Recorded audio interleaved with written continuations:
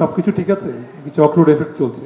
যখন দরজার নখের শব্দটা লেখা, ওই সময় আমার মেইন দরজা নক হয়েছে এবং তারপর আমি দরজার দিক না গিয়ে দৌড়ে বেডরুমের দিকে চলে গেছি। তো চক্রের একটা এফেক্ট চলে আসলে সব সময়, আমাদের সেটেও চলেছে, আচ্ছা প্রেস কনফারেন্সে চলবে না এমন তো না, এটা হতেই হয়।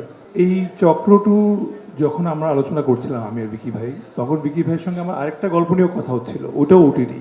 সো উনি আমাকে দুটা স্ক্রিপ্ট সামনে রেখে বলে যে আপনার কিন্তু ফার্স্ট ওটিটি হবে, যেটাই চুজ করেন আপনি আসলে কোনটা চুজ করবেন।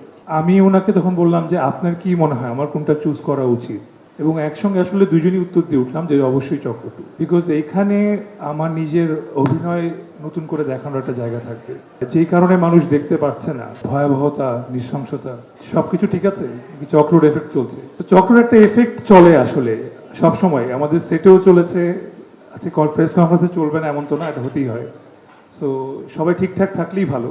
এই তো, সো এই জন্য আসলে চক্রকে চুজ করে নেয়া, বিকজ আমি নিজেকে নতুন করে দেখাতে পারবো। অ্যান্ড এইটা কেন নতুন করে দেখানো, কেন অ্যাজ অ্যান আর্টিস্ট, হ্যাঁ অনেক বছর ধরে অভিনয় করছি, নাটকে একরকম অভিনয় করেছি, মানুষ নতুন আসলে কি পাবে আমার কাছ থেকে, 25 টাকাই হোক কেন সেটা খরচ করে দেখবে।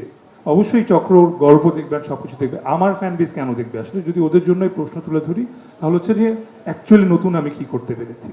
সবসময় সবাই বলি যে নতুন করেছি, এবার আসলে আমি সেই নতুনের মাত্রাটা বা লেভেলটাকে একটু আপ করার চেষ্টা করেছি। তো চক্র টুর স্ক্রিপ্ট যখন আমি পাই, স্ক্রিপ্ট বেশ মোটা একটা স্ক্রিপ্ট, এত মোটা, বিকজ 5 ঘন্টার একটা গল্প।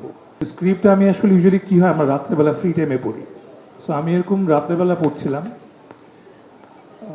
একটা সিন ছিল যে হুমায়ুন আর রুমকির ওরা পালিয়ে গিয়ে একটা বাসায় ওঠে এবং তারপর ওদের দরজায় নক হয়।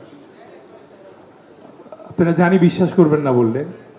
সো আমি আমার 3500 স্কোয়ার ফিটের লম্বা একটা বাসা, যে একটা লম্বা করিডোরের শেষ মাথায় হচ্ছে সদর দরজা। সো আমি ডাইনিং টেবিলে একটা লাইট জ্বালিয়ে পড়ছিলাম, বাসার সবাই ঘুমাচ্ছিল।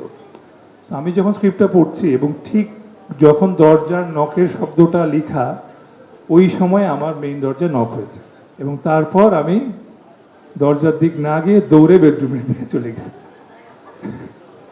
বিকজ চক্রের সঙ্গে এটা অস্বাভাবিক কিছুই না, ওটা আমার মনের ভুল হোক বা না হোক, ওটা আসলে আমি আর জানতে চাইনি বাকিটা।